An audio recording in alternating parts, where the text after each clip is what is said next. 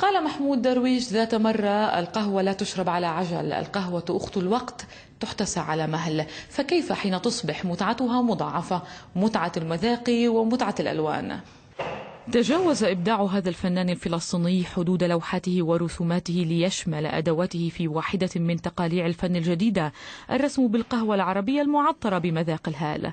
يزن غريب فلسطيني يعمل في المركز الروسي للثقافة والعلوم في بيت لحم، بدأ الرسم بالقهوة قبل نحو 10 سنوات. رسمت بالقهوة لأنه لأخرج من النطاق الموجود، انه في عندنا الناس بترسم او الفنانين، معظم الفنانين برسموا بالالوان الزيتيه، بالالوان المائيه، بالالوان بشكل عام. هلا الناس تعودت انه تشوف اللون وتعودت تشوف الاسود والابيض، بس ما تعودت تشوف الرسم بالقهوه. الرسم بالقهوه مش لانه جديد او انه انا اول واحد برسم، لا، بس ولكن انه حاولت انه يكون في له اسلوب الخاص، في احساس وروح خاصه. يقول يزن أنه وجد في رفيقة الصباح مادة غنية بالإحساس يستطيع من خلالها رسم أجمل اللوحات، وهي متوفرة باستمرار في مطبخه، حيث دأب على إعداد أقداح من القهوة للشرب والرسم.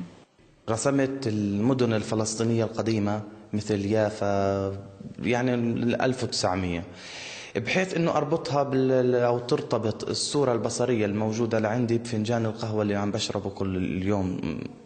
يعني بشرب كل يوم الصبح بصحى بشرب فنجان القهوة، لازم أتذكر هالبلد زي ما بتذكر إنه لازم أشرب كل يوم فنجان هالقهوة. غريب الذي درس الفن في معهد الفنون في دمشق، متأثرا بالفنانين الروس أيما تأثير، وكان ذلك جليا في موضوعات لوحاته التي عرضها في معرض نكهة الروح في المركز الروسي للثقافة والعلوم. يافا ستيتي آرتي، بيت لحم.